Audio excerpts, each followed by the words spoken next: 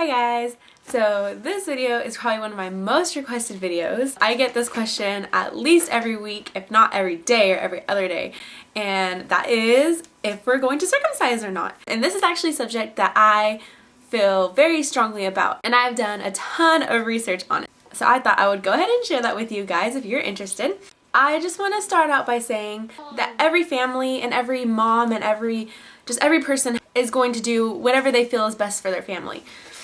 And I'm making this video just to help you make an informed decision for your family, if you haven't made it already. And I honestly think that a lot of people simply just don't know the truth about circumcising your child versus leaving them intact. And it's not anyone's fault, except for maybe the doctors for not giving you like all the correct information. But I know for a fact that no parent would do something to intentionally hurt their child. But being a parent myself, I think you guys would all agree that it is incredibly important to educate yourself on any decision you make. And whatever decision that may be, they want to feel like they made an informed decision. And I'm sure I've said this before, but I strongly believe that knowledge is power, and when you know better, you do better. So a lot of people, and like I said, I think this is just a subject that a lot of people don't really know about. They don't really look into it more because it's so commonly performed, at least in America. So I'm gonna go ahead and share with you guys what I have found on the subject and what has led me to the decision of not circumcising my son. I'm gonna start with the basics. I'm gonna start off with what is a circumcision. For those of you who don't know, routine infant circumcision, which is what I'm talking about, is the removal of some or all of the newborn's foreskin and frenulum, and it is actually the only commonly performed procedure in the Western world done without a patient's consent. And I'm gonna talk about a little bit about what a foreskin is. That's the part that's cut off during the surgery. The foreskin is a normal functioning part of a male's anatomy. It actually provides protection, pleasure, sensitivity, and lubrication. And you can kind of compare it to an eyelid. Like the eyeball is a very sensitive part, and the eyelid is there to protect it in a sense. And in this case, you'd be cutting the eyelid off, kind of comparing it to that. Like the skin covers your eye, just like the foreskin covers the head of a penis. What the foreskin does is it actually protects the penis from being desensitized, and it protects it from germs. This procedure is among one of the procedures that's considered routine, at least here in America it is. There have been a ton of similar procedures that used to be considered routine that are no longer routine anymore. So a lot of people think, well, if it's routine, then it has to be okay. Well, episiotomies used to be routine, and also tonsillectomies used to be routine. It just used to be something that everyone did. And there is actually not one single agreed upon argument or medical reason that points to the necessity of this procedure. So when I first heard of this, I was like, why do people do this? Like, why is this even, this had to have started somewhere. Like, at one point, people must have thought that it was okay, well, people still do think it's okay, but people must have thought that there was a reason for it to be invented. And circumcision was not commonly practiced until the 1800s. At that time, circumcision was done on infants to cure masturbation because it was believed that masturbation caused disease, insanity, and a bunch of other medical and psychological illnesses, which we all know is not true nowadays. So what they would do is they would cut off the most sensitive part of the penis to try to prevent the child from touching himself, to prevent them from getting whatever disease that was. That was the initial reason that it was commonly performed. So once the masturbation theory was disproved, the people that were profiting off of it and the people that were doing it had to come up with another reason to make it seem okay or necessary or whatever you have. It was then considered necessary to prevent things like paralysis and epilepsy, which again, we all know is not true. And once this theory was again disproven, people were forced to come up with another reason to make it okay or necessary or routine or whatever. And that was the new myth of it being cleaner and preventing STDs and stuff like that, which again have all been disproven. And I'm going to talk about that. So you can kind of see that there's a trend in history that shows that people who support it are continuously being forced to come up with different reasons to deem it medically necessary. I believe England rejected the routineness of circumcision back in, I think it was like 1949, I think is what it is. So once again, this is primarily done in Western communities. Every single other country no longer does this routinely. So then I started looking into the reasons why parents are doing it, why parents are still doing it. And there are a ton of things that people say. Once again, it is not one single argument that is commonly used. It's just a bunch of different reasons. And I'm going to start out by saying that there's no medical association in the entire world that recommends routine infant circumcision. Not one. Not even ours. Like, there's not one. And that includes the World Health Organization, the American Academy of Pediatrics, all of those. They all deem it not medically necessary to be performed routinely. And I'm going to post all of the links to all of the websites and the studies and stuff that I talk about in this video down below, so you can go ahead and check it out for yourself. And also I'd like to point out that insurance companies don't even cover it. Just like they wouldn't cover a nose job or anything along those lines. Then there's a ton of people that will say, well, I'm circumcised and I'm fine, or I circumcised my son and he's fine. And to me is like, well, yeah, but like what's considered fine? Is it that they're alive? Then yeah, you can survive if you've been circumcised, and yeah, of course you can. But like, what is fine to me? I just don't understand that. Routine infant circumcision is not used as a treatment. Doctors know that what they're doing is considered a social surgery. So I'm gonna go ahead and get to the arguments part of why people do it nowadays, why people are still doing it. And probably the most common argument that I've personally heard from people that I know is, I wanted him to look like his dad. And at first I was like, okay, yeah, I can understand this, because, you know, you just want him to look like it, just whatever. I sort of understood this one. But then I started looking into it a little bit more, and I don't know of one person who went up to his dad after studying his father's penis and was like, hey dad, when can I have part of my penis cut off? You know, it's just like, it's kind of crazy to think like that. And he most likely already got some other feature from his dad. I don't really think he needs a matching penis to go with it to make him, to be convinced, you know? That also made me think, when you picture a baby, say the baby's father has a big nose and the child doesn't. Would you give your child a nose job to make the nose look like his father's? Or say his father lost a finger or a hand or something in war, would you cut off your child's hand to match his father's too? It's just not something that I find a valid argument in my head. But if you do continue to use that reason, it then becomes a social reason and not a medical reason. So you would indeed be doing, if that was the reason that you were doing it, it would indeed be purely for cosmetic reasons, not for anything that's medical. And then one of the other main things that I've heard is that mothers don't want their sons to be different from their peers. And this was true up until recently, because the rate of circumcising infants in America has been significantly decreasing every year because of the awareness of it. And as of 2009, the rate of circumcised newborns was actually lowered to 32%. So the majority of infants nowadays are no longer circumcised. So now it would be, the children who are circumcised would now be the odd man out. And I believe it dropped even lower in 2010. One of the other arguments that I hear all the time is that it's painless, or the child doesn't feel the pain. And according to the American Medical Association, the pain is severe and persistent. And if pain medication is used, which it is very, very rarely used, I believe it's only about 30% of children that actually receive some kind of pain relief during the procedure. And actually, even if they do receive pain relief, infants aren't provided a sufficient amount of pain relief for them to not completely feel it, because they're infants. They don't know. Infants can't tell you, oh, stop, it hurts still. And even if you do successfully get some kind of pain treatment, to my understanding, the underside of the penis is renovated by the top of the penis. So if they were to get the nerve block, which is one of the main ways to numb the area, it may eliminate the pain from the top of the penis, but once you start cutting around the bottom of the penis, the infant can feel every single thing that you're doing. And what a lot of people don't realize is that infants are actually way more sensitive to pain than adults are. And I actually came across a study, and again, I'm going to put the link in the bottom bar, the study that showed that infants that were circumcised not only felt the pain profoundly, but the brain waves actually didn't return back to normal according to the MRI scans that they did. So once your child was circumcised, their brain waves were never back to normal, which can lead to ongoing emotional issues. And if you think about it, female circumcision was actually legal until 1997.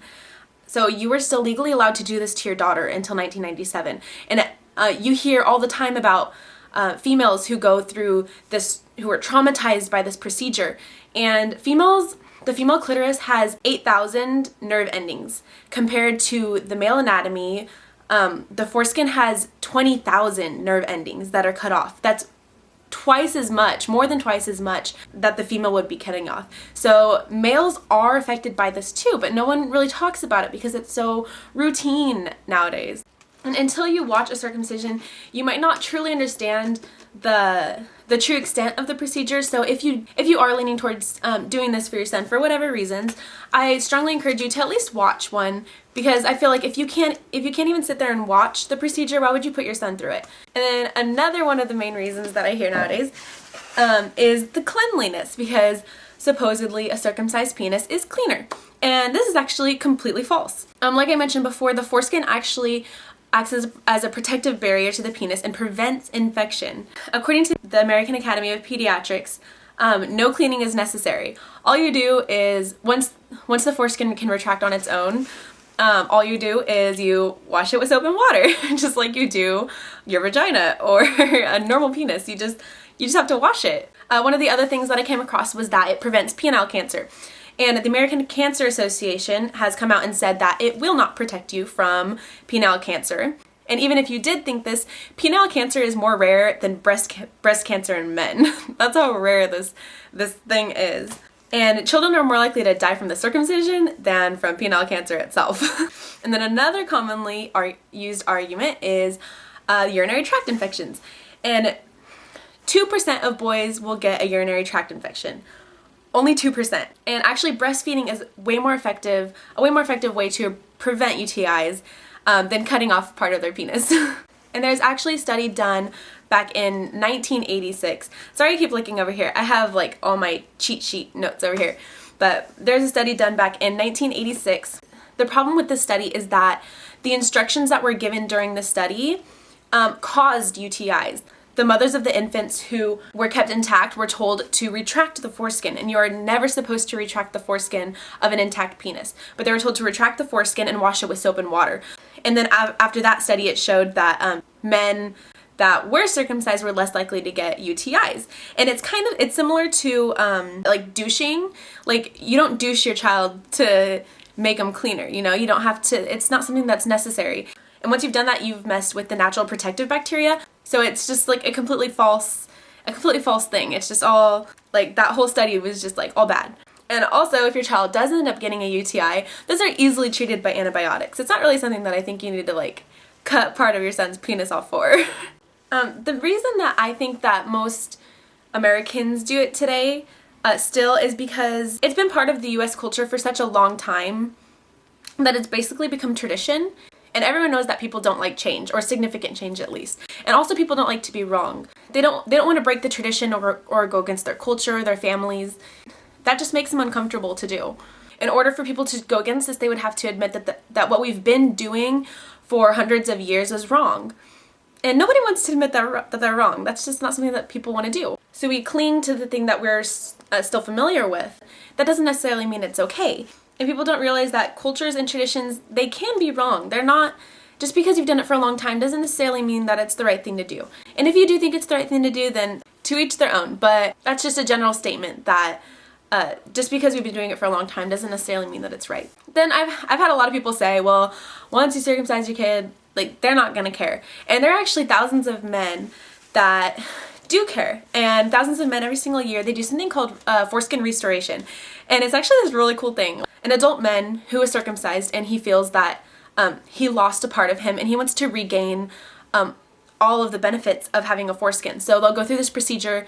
It's not really a procedure, it's like you have to look it up to see exactly what it is. They basically reconstruct their penis to make it to where they kind of have a little bit of foreskin again. And I'll put a link to that in the bottom bar again. And there are actually some famous men that resent being circumcised too. And I have a whole list here of people, but some famous men include Ben Affleck, James Baxter, Frank Cabra, John F. Kennedy, Eric Rhodes, Brad Roberts. I don't know, those are just some of the ones that look kind of familiar, but there's a whole long list of even famous people who resent being circumcised. And a lot of the time the decision is said to be left up to the parents to make the decision for the son. And I just try to think of it from the child's point of view. Like, who owns the body? And why do we do it to boys and not girls? Isn't that really sexist? We look down upon all the countries who still do the female genital cutting, and they think it's okay over there. But when it comes to infant boys, we're all just quiet about it, and it's like, it's okay. And in my opinion, and it's just in my opinion, I don't really think it's the parent's position to be making such a huge decision on the child's behalf. And like I mentioned before, the clitoris only contains 8,000 nerve endings, whereas the foreskin has 20,000. So we're doing significant damage to these baby boys compared to the baby girls also. And can you imagine living your life without a clitoris? Like, that'd just be weird. Because again, female circumcision was legal until 1997. Which is insane. And then probably the number one thing that I hear people say is the STD HIV myth, that circumcision prevents STDs. Unless getting circumcised means condoms are no longer needed, then the point is completely irrelevant. Intact men are just as easy to clean as circumcised men. All you need to do is slip the foreskin back when your child is old enough, after they've already retracted it on its own, because you're never supposed to retract an intact penis. But once the child is old enough, all he has to do is retract the foreskin and wash it. It's just like cleaning your vagina. And actually, before the foreskin can retract itself, the foreskin is attached to the glands itself. It's attached to the head of the penis, and it's self-cleaning. I have a few links that I'm going to put down below that completely just debunk the whole STD HIV thing. And there's actually a recent study that concludes that circumcision of infants or other minors has no place among HIV control measures. Proposals such as these should be rejected. And again, I'm going to put that down in the bottom bar. The study that was done that made people think this has been completely debunked. What the study was is it was a group of men in Africa where half of them were circumcised and half of them weren't circumcised. And the reason that it's not true anymore is because the clock started at the time of the circumcision and ended at the same time. So the men who were circumcised couldn't have sex for 6 weeks after the circumcision. That leaves a whole 6-week period of sex that the intact men were having that the circumcised men were not having. Also, the practice of dry sex was not controlled for. And third, the practice of anal sex was not controlled for. And fourth, condom use was not even controlled for. The men who were circumcised had to go back to the clinic twice as much to get the circumcision checked up on, where they were provided extra condoms.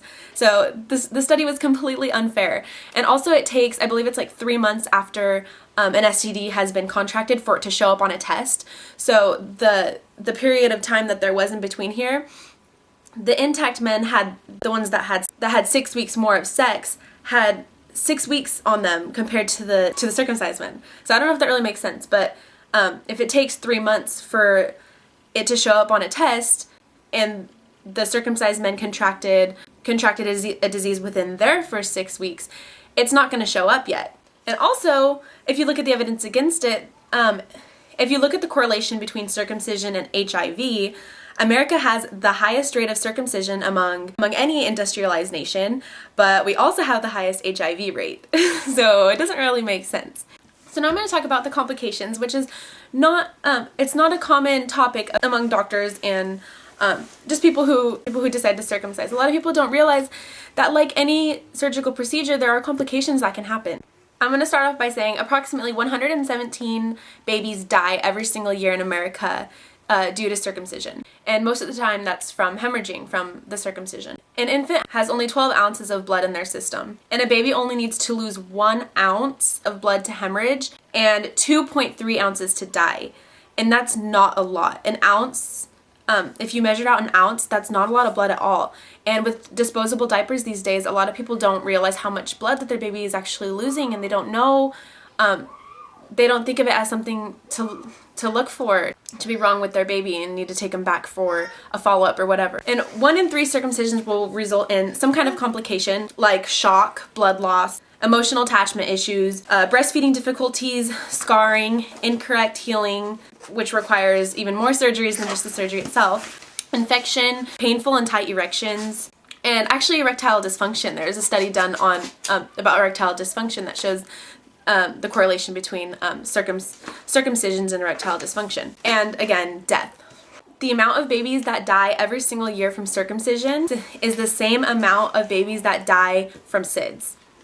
And every single man who is circumcised does have a scar, and a lot of people don't realize it, but it's there is a ring around the penis It's like on some men it's pink and some men it's other colors, but there's a ring around the penis, and that's where the circumcision happened. And a lot of people don't like think that, but every single man who is circumcised has a scar. I think one of the main reasons that doctors and people like that still do it is because people don't realize that circumcision is a $400 million industry. People make a lot of money off of the foreskin of your son's penis. So if you do choose to circumcise your child, your baby's foreskin is going to be sold for profit. And it's going to actually end up in things like face creams. And I think the reason that I chose to not circumcise is because, as you guys know, I kind of take a natural approach on a lot of things. And I feel like if you're born with something, it's not a mistake. The foreskin isn't a birth defect. It's not something that every single baby boy would be born with if it was a mistake. And like I mentioned before, 80% of the world's population leaves their sons intact. I would at least say, what's the point of doing it when they're a baby? If it's not doing any harm and it's actually doing, it actually serves a purpose, then why not at least just wait until your child is old enough to make the decision for himself. If you want to brainwash your kid up until that point, up until he's like 18 or old enough to make the decision himself that it's what should happen, then that's completely your choice. But I just don't really think that it's the mother's position to be like, oh, I don't want my kid to have a foreskin. It should be a decision that's left up to the child itself. At least that's what I think. So if you have chosen to keep your son intact, I'm going to go ahead and talk about care of the intact penis, because because since it's so commonly performed here, a lot of people don't know how to properly care for an intact penis. And it's actually extremely easy. It's actually extremely easier than taking care of a penis that has an open wound on it, because you don't have to look for infection, and all you have to do is pretty much nothing. You do not retract the skin, so don't pull back the foreskin of a baby boy. It will retract on its own when the child is old enough. Let the child retract his own foreskin himself, because before that you're risking infection because like I said before, the foreskin is completely attached to the head of the penis. So that would, if you pulled it back before it was ready, then that would cause a site for infection. There's actually saying, one of the sayings is, when intact, don't retract. And the other saying is, you only clean what is seen. So all you do is you literally just wipe it like a finger. Just like you wouldn't wash your daughter's vagina like with soap and water like during every diaper change. You don't have to do that. All you have to do is just wipe it and you clean. If there's something right there, then you clean it off. And in the bathtub, all you have to do is rinse it. There's no extra care for it at all. So ultimately, mothers are going to do whatever they feel is right. And again, I just wanted to help you guys make an informed decision. And if you still decide that it's something you want to do, then to each their own. And it's not my place to tell you who's right or who's wrong or what's right and what's wrong. This is just what I've based my decisions off of. And I just wanted to share with you guys that. And if you're still unsure about whether or not you want to circumcise your child, just think of it this way.